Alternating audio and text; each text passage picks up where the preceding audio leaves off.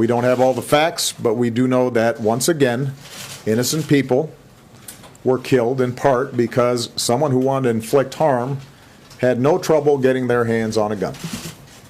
Let's be clear. At some point, we as a country will have to reckon with the fact that this type of mass violence does not happen in other advanced countries.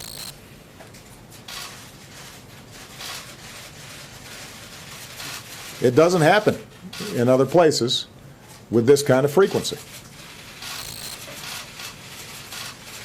And it is in our power to do something about it. I say that recognizing the politics in this town foreclose a lot of those avenues right now. But it'd be wrong for us not to acknowledge it. And at some point, it's going to be important for the American people to come to grips with it. And for us to be able to shift how we think about the issue of gun violence collectively. Hello and good morning. It's Friday, June 19th, about 5:30 in the morning, actually. Got an early start this morning, getting in and just kind of going through the news on this shooting in the church. And it's horribly tragic, and it's, there's an additional layer of tragedy laid onto this in that Barack Obama and his ilk in Washington have wasted no time, in fact, broken records, it seems, in getting to the microphone and proclaiming that this tragedy, this event should be used to grab guns. And yesterday at a press conference, I just played a few clips for you. There will be a couple more here later after I've got a few things to say on this. And you'll see, and you just saw Obama say that these types of shootings happen because it's so easy for people who want to do harm to get guns.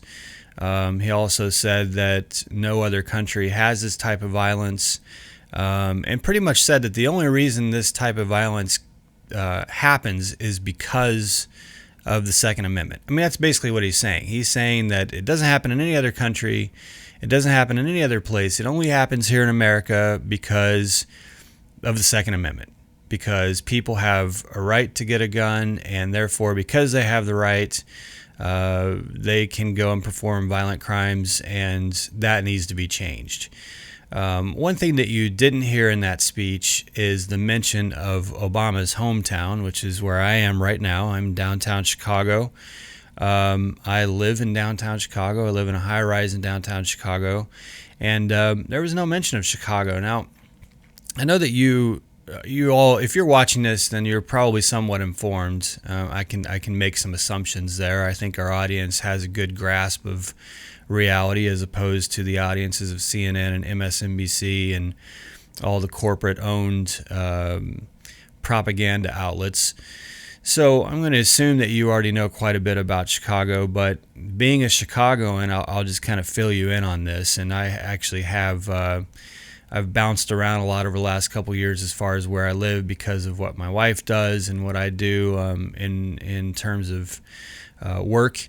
I've lived in Nevada. I'm actually from Nevada. I'm not from Chicago. I moved into Chicago in 2007, but between 2007 and now, I have moved back to Nevada for about a year.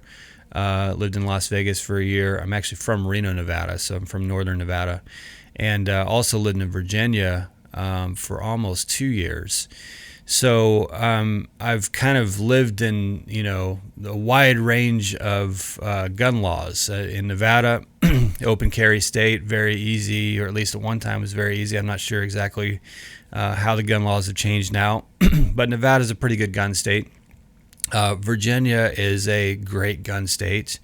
Not constitutional carry, so it's not as good as I'd like to see it, like in Arizona and a few other states. But in Virginia, you can open carry with one in the chamber, ready to go to work, if you need to defend yourself.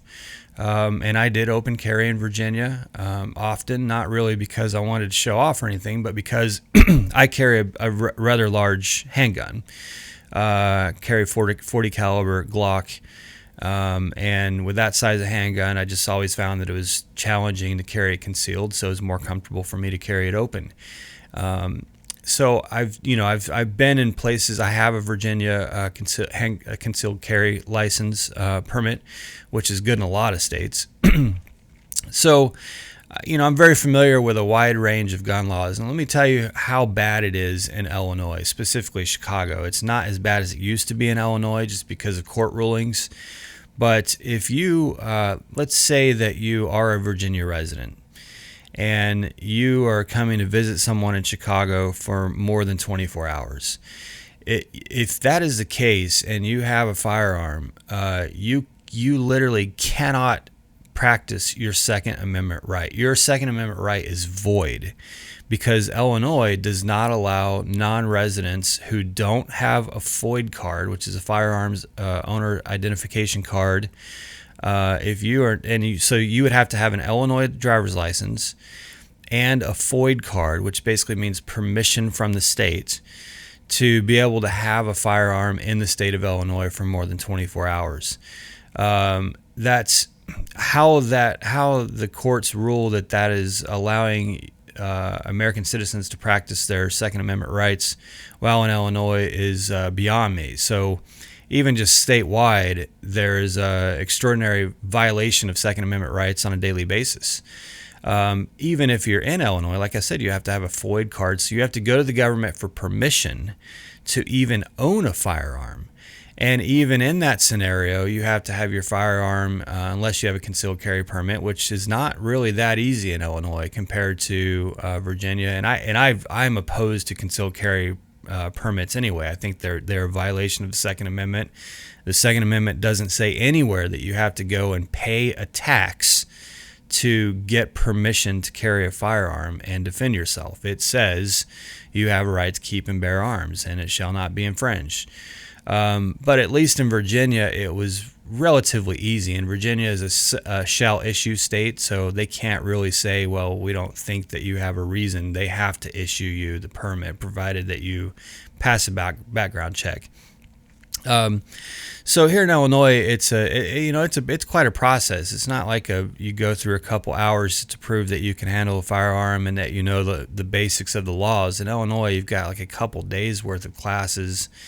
And then you have to have the firearm owner's identification card, and you have to have Illinois residency. And in other states like Virginia and Florida and many other states, you don't even have to be a resident of that state. You can get a non-resident concealed carry permit.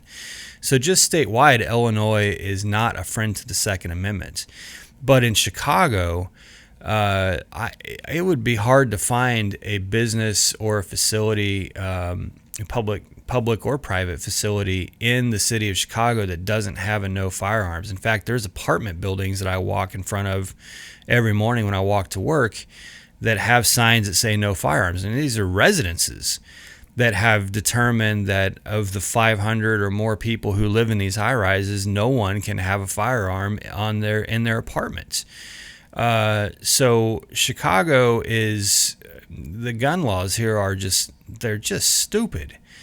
It's because they favor the criminal.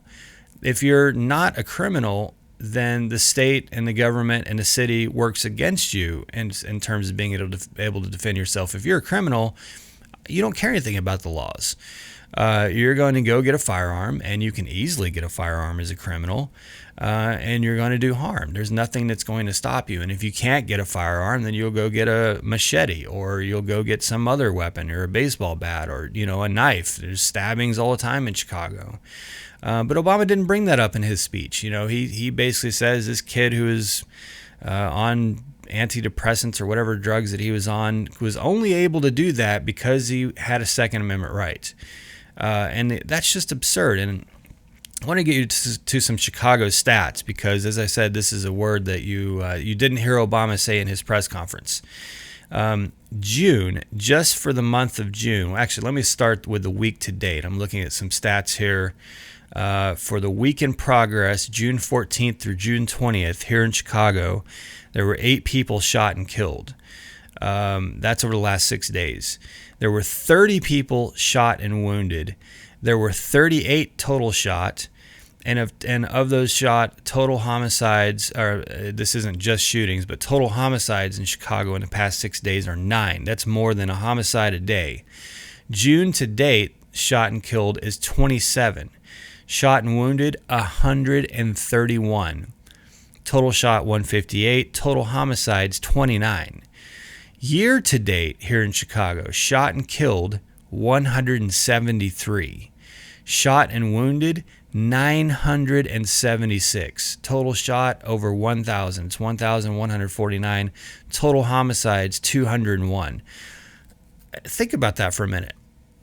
The number of people shot in the city of Chicago from January to June, less than 6 months, is almost 1,200. I mean, that's a war zone. We don't. If you look at places like Ukraine and places where there actually is war, they're comparable, if not lower than the stats of the city of Chicago, where you have some of the strictest gun laws in the country, and there are over 1,000 people over the course of 6 months being shot. So Obama's not going to mention this stat because it completely works against his narrative that more gun control, less Second Amendment rights are going to stop shooting crimes. Well, obviously they don't. Actually, they obviously have the opposite effect. They increase shooting crimes. He's not going to mention that. And then he says that violence, mass violence like this doesn't happen anywhere else in the world. Who is this guy fooling? There are hundreds and hundreds of Christians being slaughtered on a regular basis. They use gasoline. They light people on fire. They use stones. They bury people and throw stones at them. They use blades to cut heads off. They nail people to crosses. The idea that because Americans have a Second Amendment right to keep and bear arms, that's the only reason that violence happens in the world is just absurd. It's a lie, and it's shocking to me that there are people, many people, who will watch a press conference like that and say, he's right. We need to do away with the Second Amendment because then crime will stop. I mean, are you serious? Are there people who are really that stupid? And the answer, unfortunately, is yes. So these are dangerous times, and Obama has, he's got 18 or 19 months left in office, and he wants to do a lot of damage. He's got, Republicans are helping him as far as the global agenda, and we're going to talk about that a lot over the next couple of weeks. But keep an eye on this, folks. This is dangerous. This is a massive final push for Obama to initiate gun control. And as you also know, there are many rumors that there are gun control lines written into the TPP, the Trans-Pacific Partnership. So I would very much keep an eye on what his administration is doing. Obama is not stupid. When I see comments on Facebook that this guy is naive or the smartest people in the room on Fox News, like Charles Krauthammer saying this guy's in over his head. Come on, this guy knows exactly what he's doing. He's a constitutional attorney. He's surrounded by armies of attorneys, and their objective is to work their way around the laws, to write regulation and try and pass laws that both control guns here through our current legal system, as well as create loopholes and shortcuts for foreign bodies and foreign committees, and through the TPP, for example, to also do gun control here in the United States through foreign pathways. So this is crazy. I mean, the best way to stop somebody with a gun is to have a gun. Or someone with a knife is to have a gun. Here in Chicago, hardly anyone has a gun who could stop somebody, so the criminals run crazy and they shoot. It's like the Wild West. This is a war zone. I literally, from my high-rise apartment about a week ago, watched a manhunt. Right out the window, I had a scanner. I've got a police scanner app on my phone, and was listening to the police scanner as this chopper was flying outside my window, and there were 13 squad cars running through this field. and watched a manhunt, right outside my building. And this is a war zone. And we have the toughest gun laws in the country. So it's like a circus. And it's just, Obama, they look at, remember a few years ago, never let a good crisis go to waste. Obama wasted no time. It was a matter of, hours after this mass shooting, which is horrible. And this idiot, justice should be served here. But to come out and have a press conference just hours after the shooting and allege that it only is possible because of the Second Amendment, it's only possible because of constitutional rights, it's just absurd. And people are going to buy into it. People are going to support his call for gun control. I imagine we're going to see new pushes for gun control. And it needs to be fought because it's completely the opposite of reality. So pay attention to it, folks. Make sure that you are very much in tune with what Congress is doing, what Senate is doing, what Obama is doing. Pay attention to TPP language that's coming out as soon as July. We should start seeing more information on TPP. And just don't let them get away with this. Don't let them distract us with other big stories while they come and push for more gun control with the argument that the Second Amendment is the reason that violence exists. So that would be my thoughts on that. It's Friday today, so we're going to kind of have a little bit of a pause on videos until the middle of next week, but I'll be coming out with more videos on TPP. And of course, watch LibertyNEWS.com. We've got a lot of stories cranking out there. So thanks so much for watching. Please share the video. We do definitely want to spend more time in YouTube over the next couple months. We're going to be making more videos. So help us share the channel, share this video, like the video. If you haven't done so already, go ahead and subscribe to the channel. I think we've got almost 4,000 subscribers, and we just got started with this, rebooting the channel and getting ready. So a lot of good things coming. Help us share this out, and we thank you so much for watching. Again, check us out at LibertyNEWS.com, and have a great weekend.